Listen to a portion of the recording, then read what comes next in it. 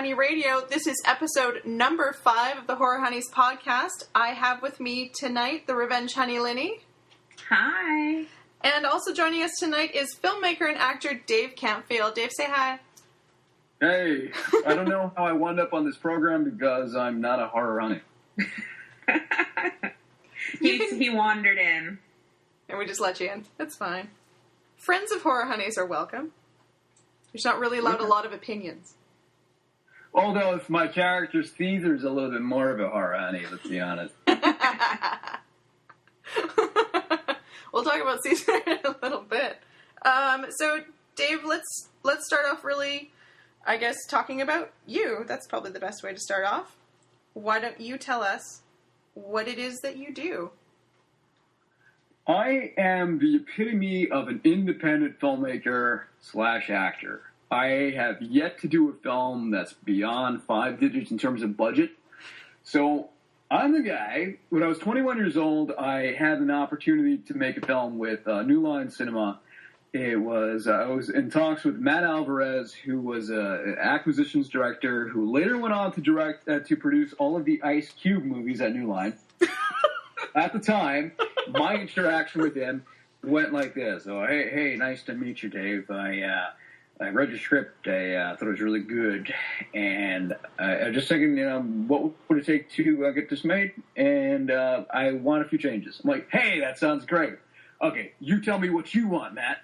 You got it. And then what would happen was I would do these little revisions. It'd be like one page he wants changed, and then I'll send it out to him, and he's like, yeah, Dave, sorry I didn't get to read it, but give me a few weeks. And like a few weeks have passed, he finally reads it. Yeah, I want you to make an adjustment to page 1 through 5, and just, FedEx it to me. Get it to me as soon as possible. And then I do the changes, and I quickly FedEx it to him back before, I guess, email was applicable.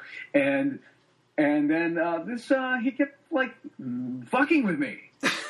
And I'm sure he had good intentions, but I realized that this Hollywood limbo thing wasn't working for me because this was gonna go on indefinitely because it's like 6 months and this guy still keeps making me do it. Like, is it possibly this was fun for him? Just messing with his head. Hey, I'm New Line 6 because I was only 21 at the time, and it seemed like it was going somewhere, but ultimately I realized I was just running in circles. Pursuing the Hollywood system. So I decided that I was going the Ed Burns way. I was going to do it myself, but unlike Ed Burns, my focus was going to be horror. And if you do some great work within the subculture, within the subgenre, then you have at least a viable chance of being discovered. Granted, that's before everybody was doing it. Right at the cusp of everybody's like, I got my iPhone and I'm going to make a horror film and release it through brain damage.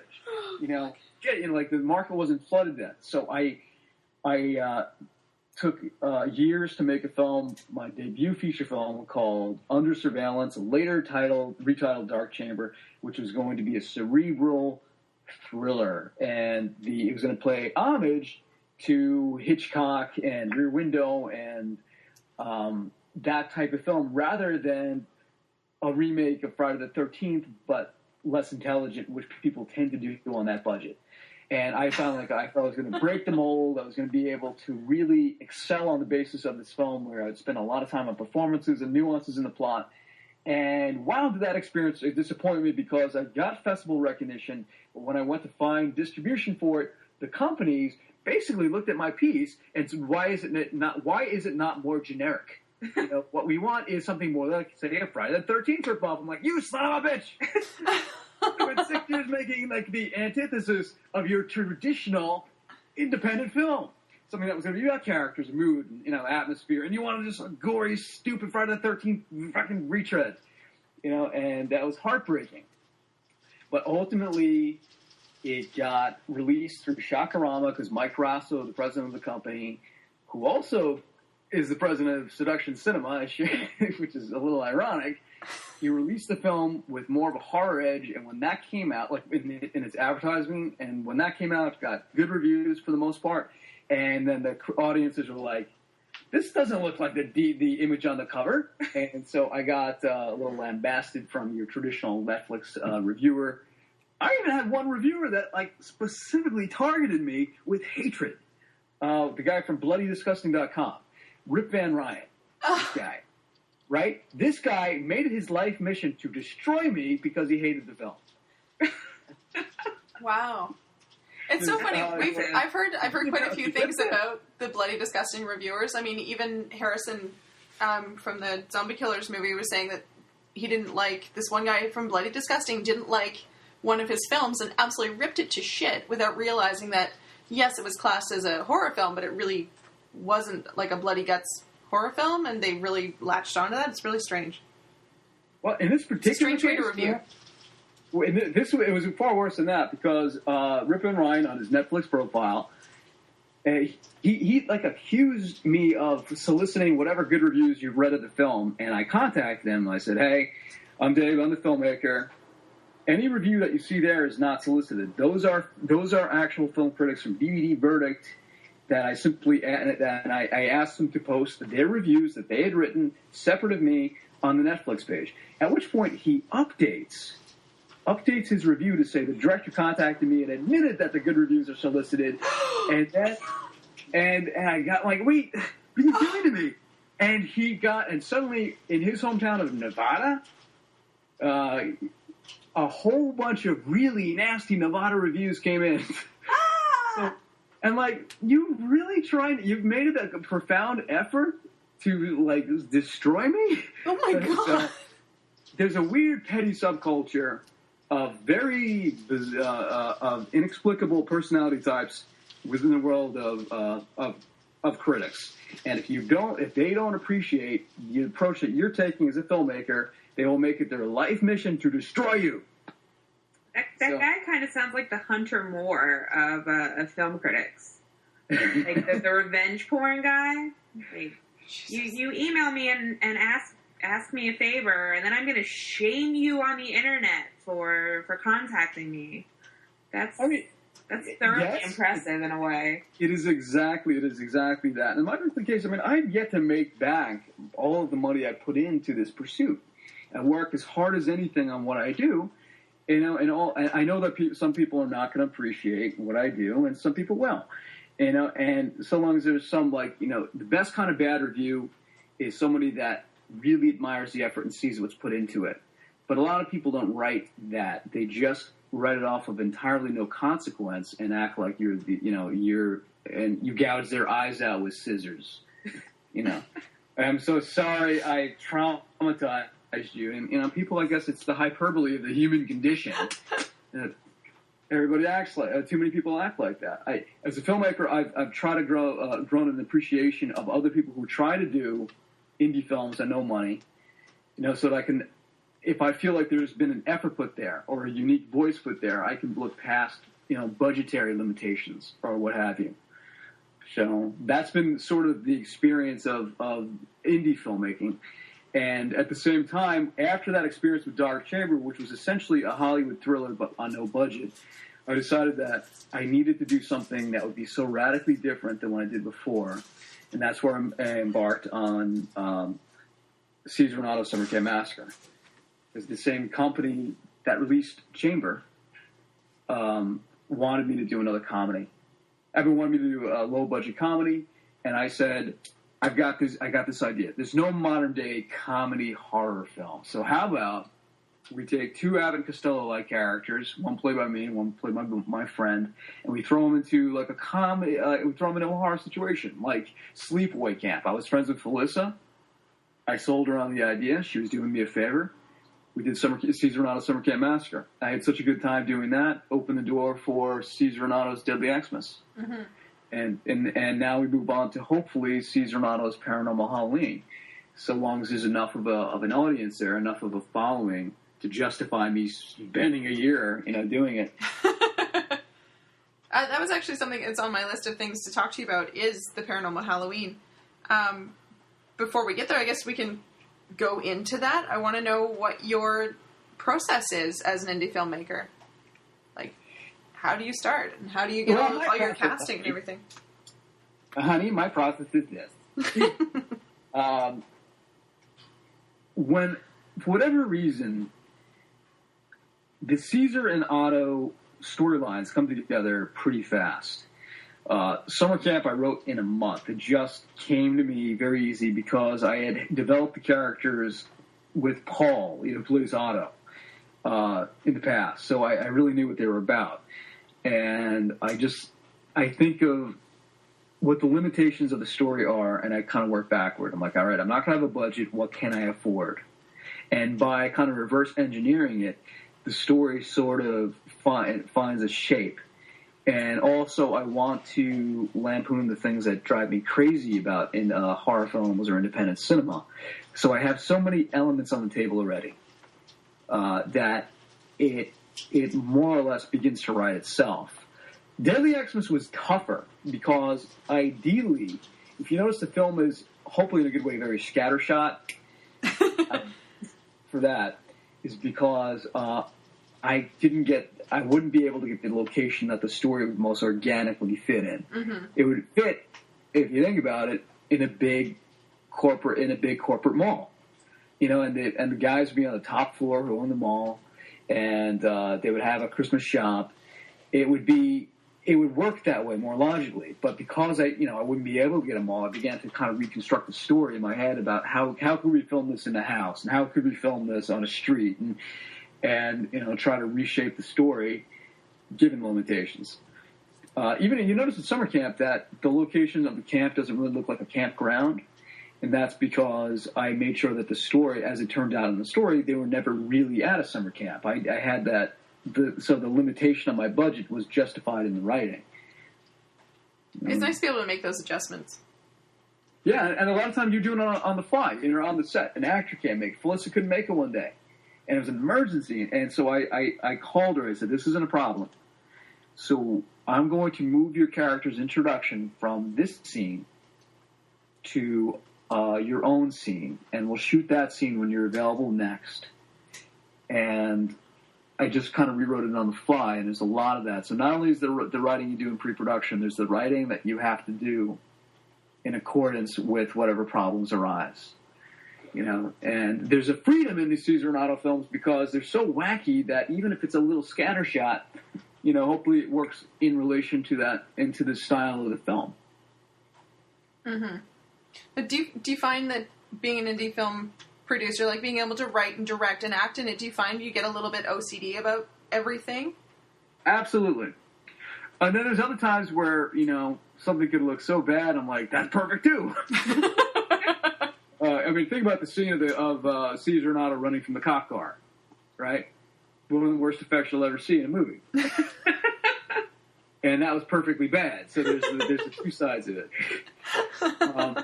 That there's details where I want to make sure that the story, I think where I get particularly OCD, is that it's a certain kind of bad acting. It's like, it can't just sound like, Thanksgiving. Sounds like actors not trying. Fuck. Yeah. And what I'm doing is actors that sound like they're really trying. They're awful in places on purpose. But it sounds like they're really trying. Like, when you think about the makeout scene between the father's girlfriend and her secret husband, I always knew I told you it would be a good idea to marry him. And like their acting in that scene is so wonderfully atrocious that I'm always pushing for that right type of bad acting. And so I get OCD on that, and where I really get OCD is in the editing, that it always has to be faster. Just keep the pacing go. Mm-hmm. All right. Did this happen? Did this happen accidentally for you? Like, as far as having to be in charge of everything, or are you as bad as I am and I have to be in charge of everything because no one else does it right? Hey. What? I think ideally when it comes to movies, I like to play a supporting character. I don't like to be the lead. But in this case, here was a convenience factor. Like, I will be on the set every day. I am there. I may as well be. I not call in. So I want to be the lead for a film this low budget. And so there's that aspect where normally, say the third or fourth kind of character is the one that I gravitate toward on regular occasions. So there's that. I think one day I would really just like to be a writer, actor, and editor. Let someone else produce, let someone else act. Let someone else produce, let someone else direct. I'll do all the other stuff. and certainly let somebody else photograph. But part of it is the necessity of working within a low budget. The one I would really like to get rid of is producing. I don't like producing. I hate it. But it has to be done. And therefore, I'm the one who does it. What do you hate about producing? I'm actually super not in the know about what producers do, so... Okay, other than, the raising of the funding or putting the funding in, the securing of locations, the securing of actors, the contractual stuff, this, that, the other thing. I mean, there's been times that the other downside of being on films this low is, like, the director might... I've gone for coffee runs for actors. I mean, for, like, other people on this crew. I'm like, I should not be doing this. I'm important. Stuff to do. So, I've gone on location scouts before, and that shit is boring. Like, of all the things that I've had to do on film sets, for some reason, I find that to be the most monotonous. There's nothing more dull than having to wander around warehouses, building after building after building. I could never be a producer on a film because I would constantly be making other people do shit for me. Isn't that the point, though? Fuck this noise. I'm over it. Someone else do this. Do you want to hear a funny story about my first film? Yes. Okay, I hired somebody who was working for free to be a unit production manager. I wound up doing all of their work and not sleeping the first 3 days.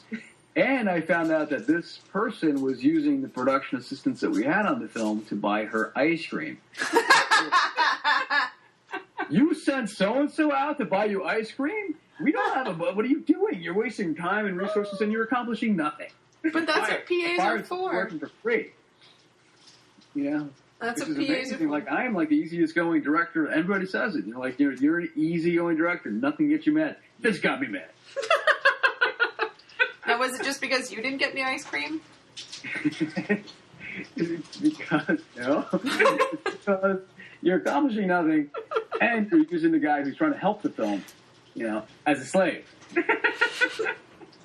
And you're charging me for it. So, goodbye. You're fired, unpaid employee. When you firing unpaid help, you are really bad. That's awesome. Okay, so tell us how you get your movies cast. You've worked with a lot of really amazing people, Felissa Rose being one of our favorites, Linnea Quigley. Even Lloyd Kaufman. How the fuck did you manage that? Oh, you mean Lloyd, who doesn't do 1,000 movies a year? It's like, let's not act like Lloyd is that difficult to get. He's a good guy, very helpful. He really believes in the franchise. At one point, these Caesar Honey films were going to be a Troma release, but really, that wouldn't surprise me. It comes with pros and cons when you go with Troma, but it began with Felissa. My introduction to a lot of these, known B-movie actors was because years ago I did a local commercial and Felissa was on the set. I liked her personally. I thought she was a very interesting person. She was a sweetheart. I hadn't seen Sleepaway Camp yet. And we became friends without me even knowing what she was known for. And I told her about this film, and then I learned that she was a lead character of Sleepaway Camp. And I had, heard about Sleepaway Camp for years. But I already had the friendship on her, and I clearly wasn't one of those guys that's like, oh, you're in Sleepaway Camp. I love Angela. Can you make the face? Even though I ultimately did that in the film. But that's not how our relationship was forged. And she really believed in where I was coming from, and all I wanted to do was try to, make films that they were proud of. If you see her in Under Surveillance, it's probably, she said that that's her favorite performance. Because I worked very hard to, give my actors something to sink their teeth into and to really work closely with them, and she appreciated that. And when it came time for, she recommended Rain Brown in my first film and Desiree Gould, and when it came time for Caesar Honey Summer Camp Massacre, she's the one who brought pretty much all of the names to the table. So her husband found out, Darren Miller, found out that she was doing the film, and he wanted in. And Brink Stevens, she recommended. Joe Estevez, she recommended. So a lot of these names came really as a result of Felissa. And Felissa, would recommend me, and then those actors would kind of see what I'm about and know that, my end game is to try to make as good of a film as possible. Not to make as marketable a film as possible, but as fun at the film and a film that they're proud of. And I treat them very, very kindly, and it sort of trickled down from there, because then when it came time for the next one, Debbie Rashan had heard about me, and it was recommended. And if you're a jerk, your word's going to get around on that, and then people aren't going to work with you. But because fortunately I've had good experiences with these people, and whether the film comes off as a reflection of that ethic or not, they see that that's what I'm about. And it's made working with them very easy. Also, on the last film, my producer, Jill Rendazzo, one of my other producers, was able to reach out to Linnea's agent and Lloyd as well. And the casting of those two was largely in part to my producer, and a little bit of a challenge, but we worked it out. And the thing is this, if you're going to cast Linnea Quigley, you're going to have to pay for her flight and her hotel. Mm-hmm. The better thing to do, because she doesn't live in California, the better thing to do was find out when she is in California, like on a convention, and then you fly yourself out and do the scene. So rather than flying her out, I went out to her. We shot the scenes before the script was even done. We got it in the can, and then 9 months later, I returned to do the whole rest of the film. That's awesome. That is sneaky filmmaking. I'm sorry? That's sneaky filmmaking. I like it. Well, it's like, come my budgets are, incredibly low. Well, yeah, exactly. You do whatever you can, including making days short enough where you don't have to get an actor lunch because you haven't used them long enough to give them lunch. Even with the budget as low as it is, I don't know if I'm making all my money back. Yeah, I think that's how indie film kind of goes. I know I have a lot of indie filmmaker friends, and they're like, "Yep, we just guerrilla shoot it because God knows if we're going to make our money back. Fuck it." Yeah. Yeah. So that's the way it is today, and I'm hoping that people see that I'm an insane person, and I put everything into this, and the writing and the direction and the acting is all a reflection of that. And one day, somebody might say, "Hey, you know what? He's pretty good. Let's hire him for something that actually has a budget." So that's my point of view. We will do our best. That day will never come. We'll do our best to make sure everybody knows that you're insane. Change. Because that might happen. I could be that guy on the chain, so they say, "Please, I'm trying to make another movie. Give me 25 cents. Well, I can tell you, after I watched Deadly Xmas, I wanted to carry you around in my back pocket. So I'm kind of big for that. Yeah. I would find a way, believe me. Gonna shrink me down? Do you want me to go on a massive diet be pocket fittable? That sounds awesome. I can put you on a keychain. I will do it. It sounds like a scene of the new Saw movie. You don't even want to know the mental picture I've got right now. Okay, so Paranormal Halloween, where are you in your process for that one? Is it anywhere? I have a 12-page outline of the film. And I know all of the plot points. Everybody comes back. I mean, all of these actors, came from summer camp and went to Deadly Xmas, and I'm bringing them all back. I love Jerry, the guy who's played my villain, 2 times out. He's coming back as the governor of California, and the whole thing. And Cesar and Otto never remember this guy, no matter what diabolical things he does. In the opening of the next scene, next film, we're watching him on TV as being sworn in as governor, and Otto says, "That guy looks familiar to you. I never saw him before in my life." So it's the plot is very strategically mapped out. And here's the scene that I'm really excited about doing. Because, some people flat out fucking hate my character. My own sister hates my character. She says, "Why do you play that character? He's so annoying." What are you talking about? He's not annoying. He's like, you just don't get him. Just don't speak Caesar, And then some people love it. I won Best Actor for playing the worst actor at the horrific film fest down in Texas. And there's going to be a scene in the next film that addresses all of the critics in a way that's hopefully fun and playful. I want a scene that's reminiscent of The Shining. That's Caesar, trying to type, and Otto's interrupting him. Listen, jackass. Every time you walk into that room, you just distract me.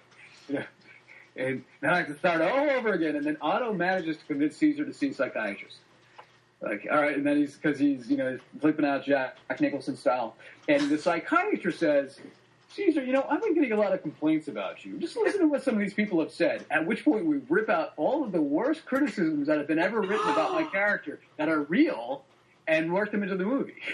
Oh. And then Caesar will be oblivious and say, well, clearly that person's just jealous of my good looks. That's so cathartic. That's wonderful. So, yeah, I will actually read people's horrible criticisms of my work and my acting in the next film, so long as it gets made. And so the plot line is mapped out. We're delving into paranormal activity and the Halloween series and The Shining and Poltergeist and Sinister and The Conjuring and Amityville Horror 1, 2, and 3. So, there's going to be references galore in this one. Wow. Now, it's at outline phase right now, correct? It is just 12 pages. Just 12 pages. And I think I'm going to make it. I really do think. I mean, what's frustrating is this. Ladies, tell me if you relate. You spent so much time on something, and you put your heart and soul into it, and at best you hold back is that you've made back your money. That is a fucking awful investment. So that's what I'm dealing with. At the moment, I'm just weighing in, like, am I wasting my life doing this? Welcome to the life of the horrorhoney.com. Yep. Every day. Every damn day. Yeah, so I'm just trying to do this, but at the same time not feel ashamed of my life. Isn't that the eternal struggle? Yeah. You're preaching to the choir, babe. Exactly. As I sit in my childhood bedroom in my parents' house. We're crying with you. We're laugh crying with you. You laugh so we don't cry. Yeah. Now, in the interview that Lenny did with you a few months ago, you'd mentioned a Kickstarter campaign. Now, was that for this? That is for project? Two separate things. There's Fear of the Reaper, which is my return to dramatic acting and dramatic storytelling, and it's going to be. I'm going to put every bit of my heart and soul into this thing. But it's a story that I had written in 2009, and it's only going to be so long I can play a man in his 20s, so I have to do this now. And that's about. It's about somebody who's having visions of the Grim Reaper. We obviously all know that the Grim Reaper isn't real, so what is the story behind this? It's a mystery, it's intrigue, and it's horror. And if that comes out as I planned, it would be the strongest film I've made, and obviously the acting style would be very different than I've done in the past. I think some people actually don't know how strategic I am as an actor or as a director of actors, because when you're directing comedy, I have a very different tenor. And I have a very different approach to how I shape the performances versus dramatic. That difference between realism and heightened realism. So I'm hoping, when that comes out, we'll show a very different side again, and hopefully just be a scary but smart horror film. Because let's be honest, so many horror films are fucking moronic. It's like, really, you expect me to believe that the ghost called you on the phone? Right. What is the ghost calling plan? How does he do that exactly?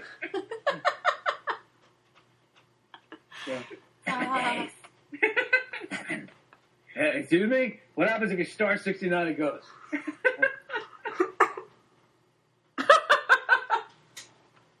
love that. Why has never thought to star 69 the ghost? It's fucking brilliant. And then the ghost says, oh shit.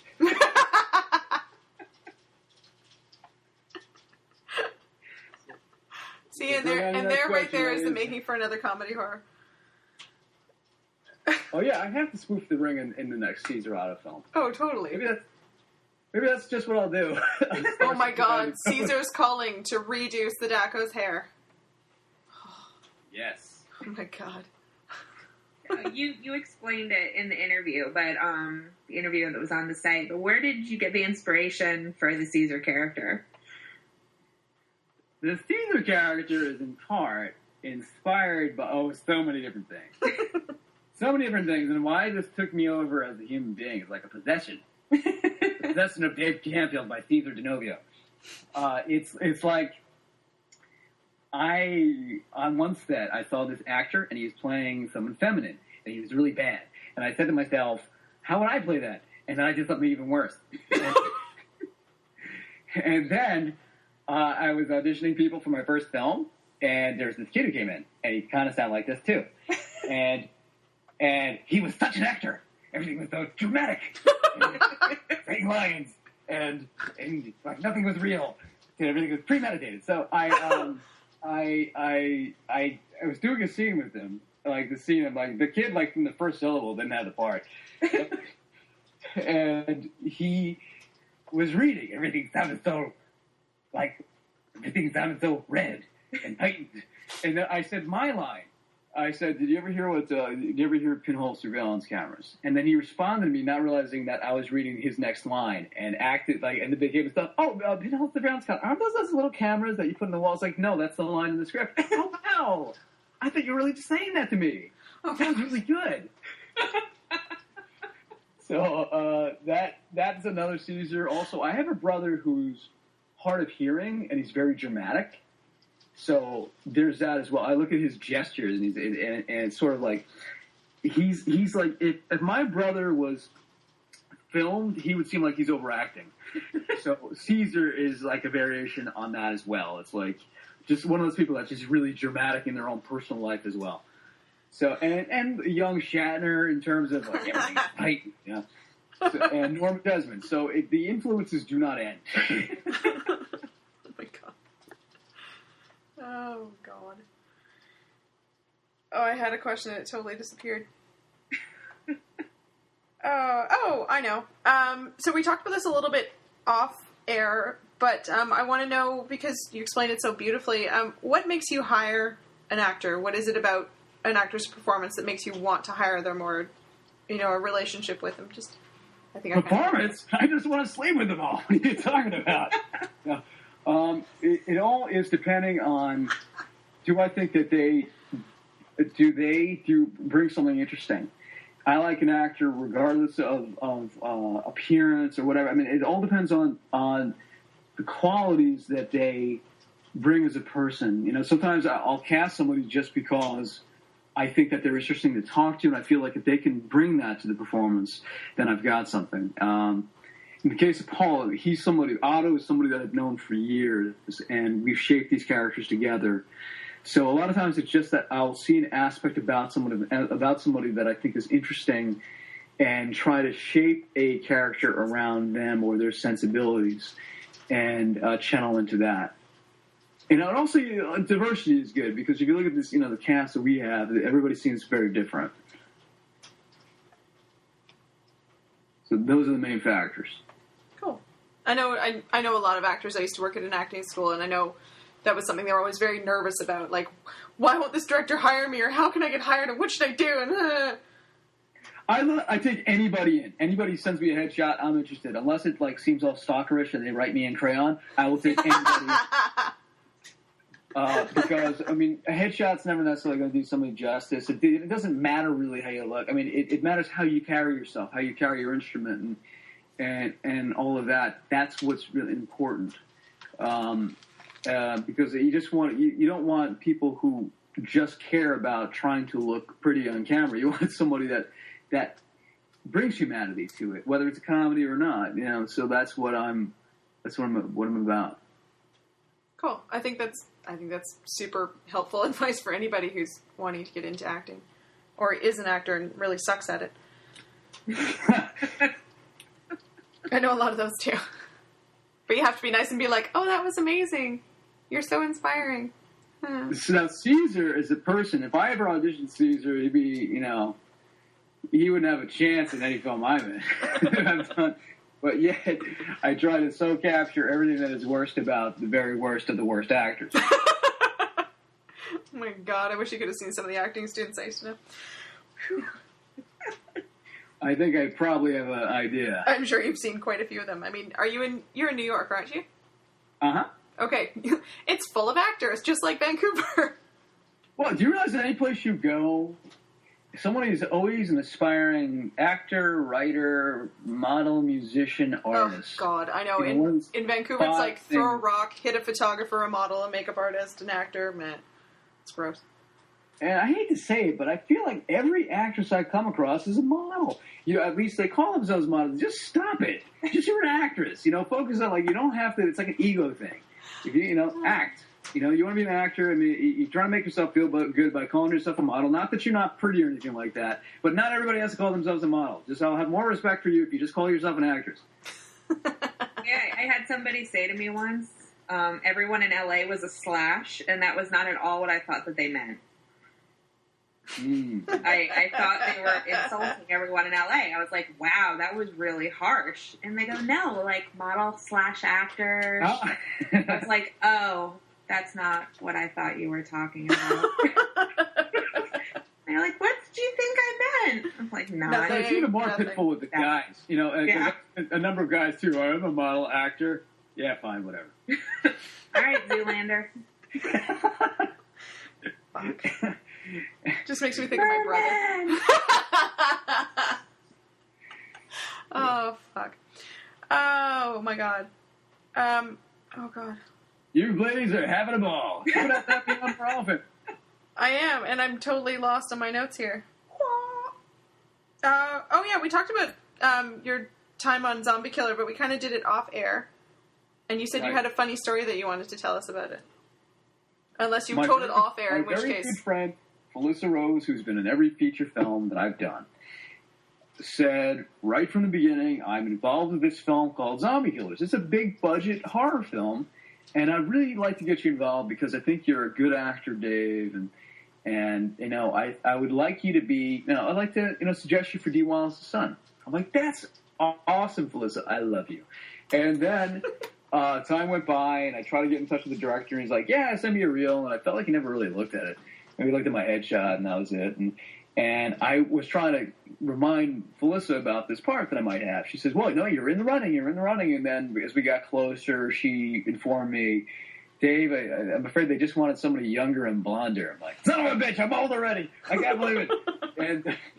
And so they cast somebody else, and I said, that's okay. And she says, we'll have another part for you. I'm like, great. You know, just if I have a few lines, that's fine because it's a Billy Zane movie. It's a big film. It's a chance to really put something on the resume that's substantial rather than, you know, this Cesar Auto crap. And so as the time gets closer and closer, and I'm like asking Felicity, what part do I have? We're figuring that out. And I got down the set. It was a zombie. The thing is, like, and she said, Felicity's like, well, I'm going to try to get you a line. I'm like, don't even bother. I was zombie in a crowd scene, so the best I could do, you know, and I know I really do appreciate, you know, that Felicity, you know, got me down to the set, and it was wonderful to meet everybody. What I was able to do was make a Caesar's video journal on the set of the Zombie Killers, and it was a lot of fun, and I wound up, I feel like, promoting my character and promoting them at the same time, so it was a win-win. So Felissa ultimately did me an incredible solid, but I also got to be really bitchy and snarky as a character of Caesar, so all of these, like, obnoxious things that you hear me say as Caesar were really what I was feeling at the moment. Awesome. Okay, so I want to get into some random kind of questions. It is Women in Horror Month. And right on. I want to hear about my Bikini Girls on Ice 2 story? Sure. Because it does pertain to women. I can't tell if you're being serious or not. Oh. Just talk. Just talk. It's fine. Just go. Okay.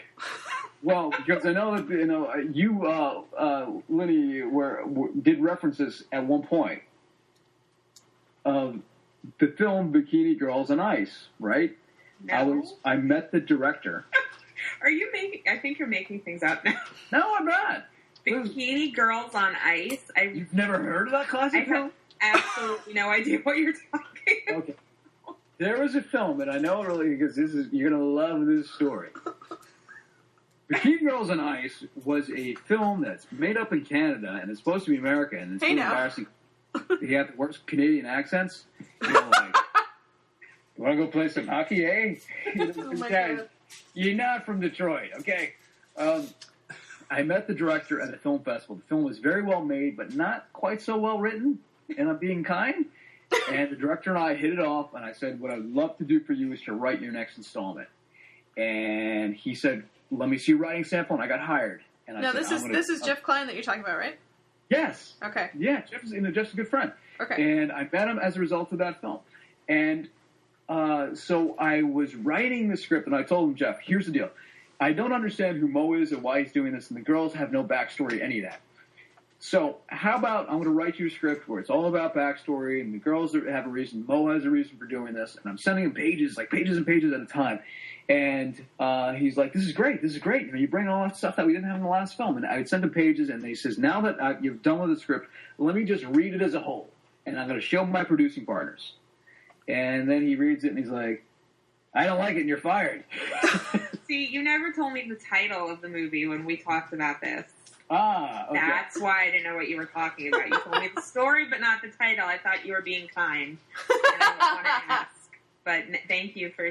Well, no, Jeff's a very good filmmaker, and he knows what he wants. But it was kind of funny that I was trying so hard. It was almost like the Under Surveillance situation again. I was trying so hard not to be formulaic and not to be generic that I got fired for not being those things. You know, I mean, very kindly. Well, I mean, fired, when you're writing the sequel to Bikini Girls on Ice, I don't think they're really looking for cerebral qualities. It wasn't. I'll put it this way: it was not that cerebral. It was just in relation to what had preceded, you know, much deeper. And the reasons for me getting released from that film was it's not cliche enough. I did not kill enough young women, and there wasn't enough nudity in it. I was like, please let me try again. And ultimately, he took a little bit of what I had written, and he got a new screenwriter, and they shaped it into, you know, more what he was originally planning on doing. And I went out to the screening of it when it premiered at the New York City Horror Film Festival. You know, Jeff invited me out. And I got to see, like, 2 scenes of my script still in the movie. Mm-hmm. And it was really interesting to see how the whole movie around it had changed into something completely different.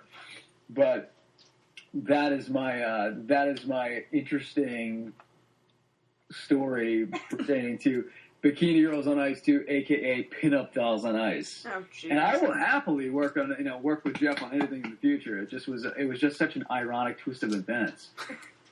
You know. Okay, so bring on the story. You were talking about women in horror. No, I'm going to keep going with what you were just talking about. I want to know what your least favorite horror cliche is, then. Least favorite? Least favorite. The one that makes you go, ugh. Cut, where the hell's the cat? You know, the cat, you know, constantly screaming. It is typified in Cesar Romano's Deadly Xmas when I said I wrote a horror film that breaks every cliche in the book. You know, it's usually a girl walking alone at night, and it's creepy, and she's scantily clad, and she's saying, hello? Is anyone there? Pause. Sound off in the distance. Hello? You know, you've been down that road a million times. As well as the black cat running past the screen. So those two are pretty much my least favorite because, you know, the definition of cliche is something that's been overdone to the point where it's lost its effectiveness. Yeah. That's what those are. I like it when people fall without having anything in the way.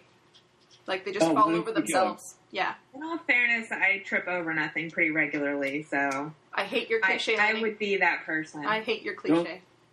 Don't tell Jason that. Yeah. I would never run up the stairs instead of running outside. So, I can say that. Okay, that's good. You have a better chance of survival than most people in slasher films. Then. Realistically, though, I'd have an asthma attack as soon as I started running, and that'd be it. I'd be like, you never see that in horror movies. How come I never have asthma in horror? I don't understand that. Yeah, I'd be like, fuck it, just kill me. Let's be real here. I can't run. If there is asthma in a horror movie, it's because he's the killer and he's really using it as a crutch to be like, I'm weak. But he really doesn't have it. True. how about an asthmatic, like, serial killer? You know, like he's running, the killer's after, and then he has to take a pause and use his inhaler, and he comes after you. He continues, like, you know, going after the victim. Maybe that's why Michael Myers walked everywhere. Yeah. Because he couldn't run, he's asthmatic. Maybe. I don't know. That would make me feel better. Somebody I could relate to, finally. Well, get ready for it in the next reboot of Halloween. True. Well, that prequel is coming out too. Wait, is that Friday the 13th? It's Friday the 13th. The Friday the 13th prequel? Yeah. The found footage one? Maybe he can be asthmatic in that. Fuckery. My God. You know what? I want to see a found footage movie in which nothing happens. Oh, wait, that's all of them. Hold the camera and run. Hold the camera and run. Oh, my God. Okay. Women in Horror Month. Yeah, there you go. All through the month of February, it is Women in Horror Appreciation Month. And we would like to know, here at the Horror Honeys, who your favorite women in horror are. It doesn't have to be just one. Because you know quite a few of them, and they could come and kill you. So, my favorite to work with or my favorite to watch? Oh, hey, if you want to do ones that you've favorites to work with or favorites to watch, it's up to you. I really liked, who was the star of American Mary? Her. Oh, Catherine Isabel. Catherine Isabel. Her. Yeah, she was great. As far as the ones I love to work with, all of them. That is the safest answer ever. Of course it is. You're fired. Of course it is. I'm not going to say that Desiree Gould bitch slapped me. I'm just going to say all of them. Desiree Gould really did not bitch slap me. I mean, I really had no problem with any of them. They were amazing. And I don't know if it's because I only worked with them for such a short period of time, or if they're just that cool all the time.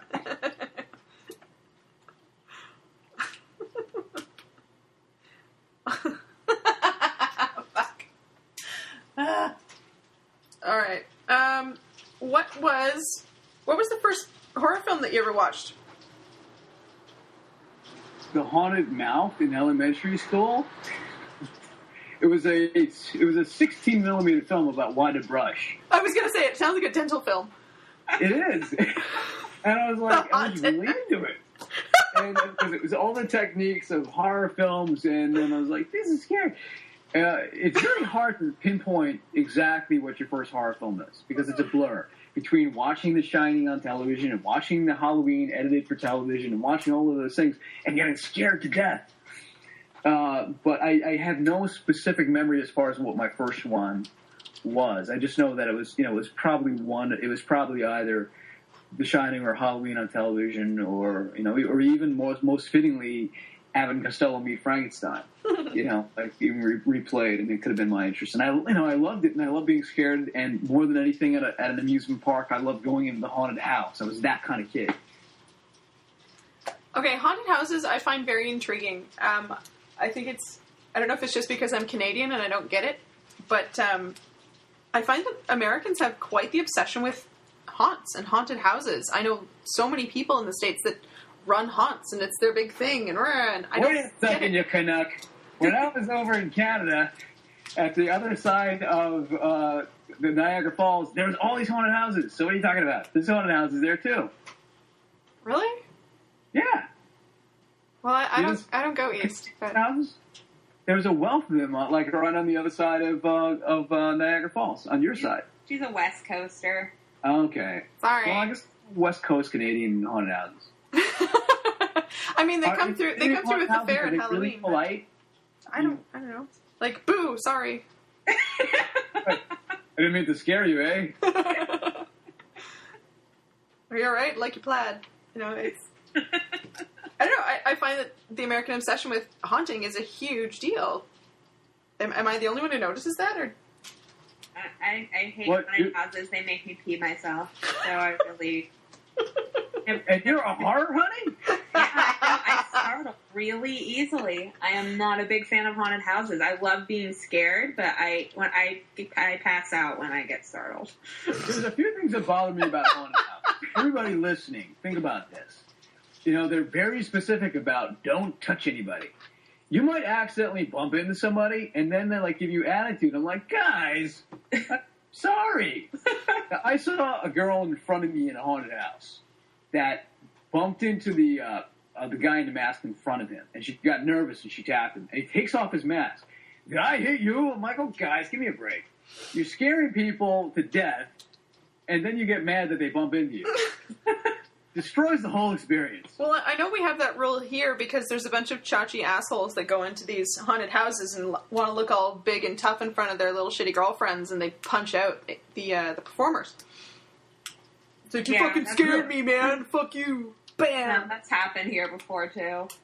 I went to, just when I was out in LA, I went response? to the Universal, the Walking Dead thing, and I had a zombie come up behind. Like, I wasn't scared as much inside the Walking Dead experience. It was when I was standing in line, a zombie came up behind me and screamed in my ear. And I almost turned around and punched the shit out of that guy.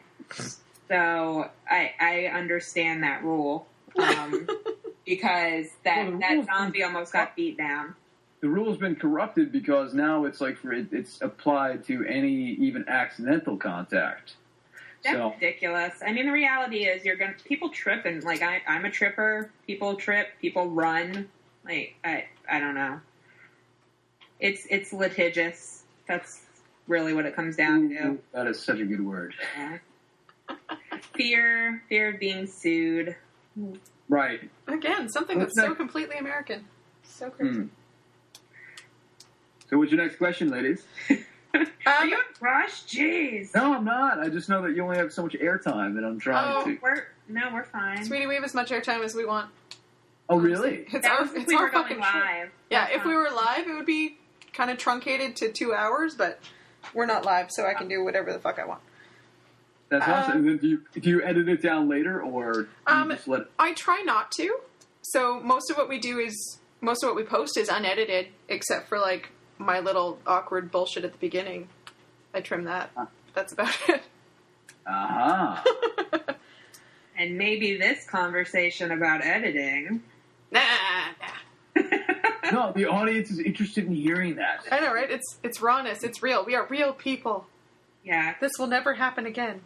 It's audio verite. Wow. You went to film school, didn't you? Not exactly.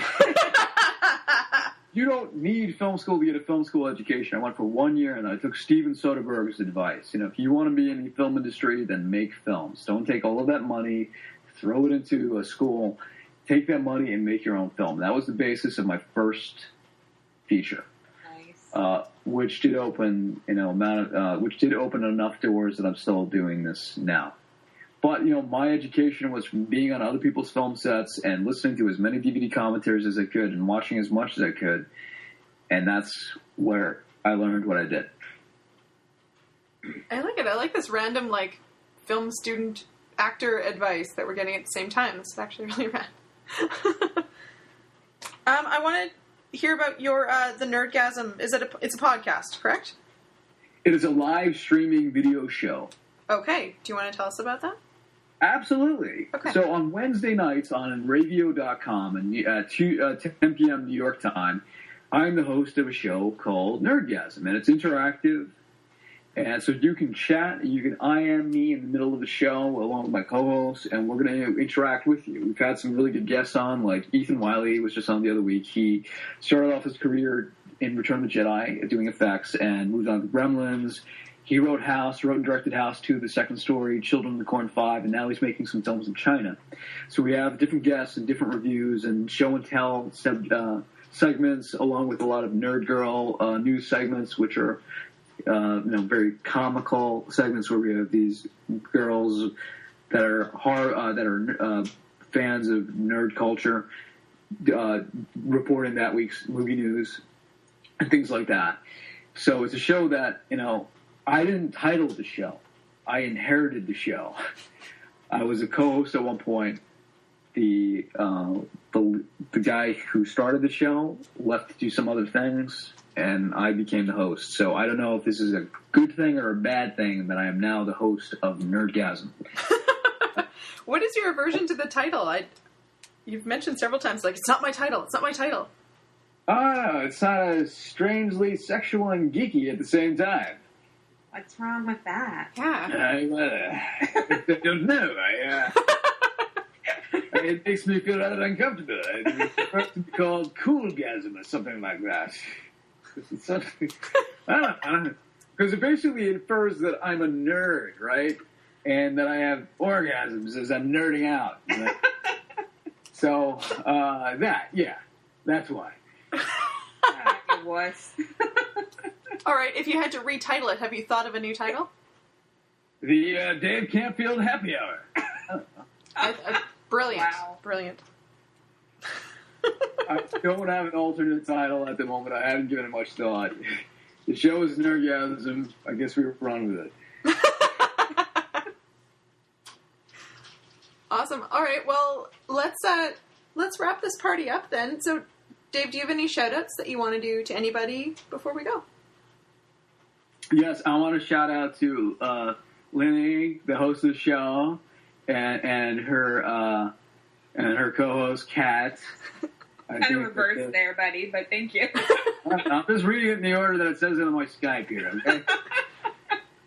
I have a Caesar and Otto YouTube channel, and that's up there fairly often. So that's youtube.com/Caesar and Otto Forever. Our Twitter handle is Caesar Otto. So basically twitter.com/Caesar Otto. And please like us on Facebook at Caesar and Otto. I mean at facebook.com/DeadlyXmas. And I'll make sure have you two girls liked it? Have you two girls given it a like on Facebook? I will be momentarily. That's very good. That's what I don't hear. remember, but I'll go now. And I'll be putting all those links into the description when I post this video too. So this will be on YouTube, Dave. So if you can link it or whatever. This will be on YouTube? Yes. This my voice? Yeah. It will be. Cool. I put them on YouTube with like pictures and shit. So it's all audio, but yeah, it'll be up there.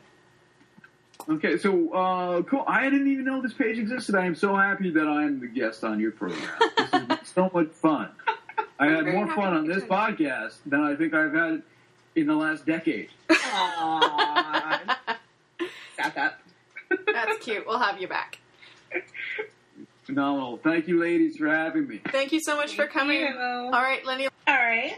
For the Horror Honeys tonight, I want to thank our sponsors in Canada, Scandal, and in America, Bee Nectar Meadery.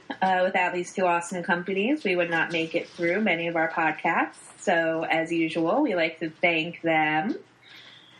And you can find Bee Nectar Meadery online at beenectar.com.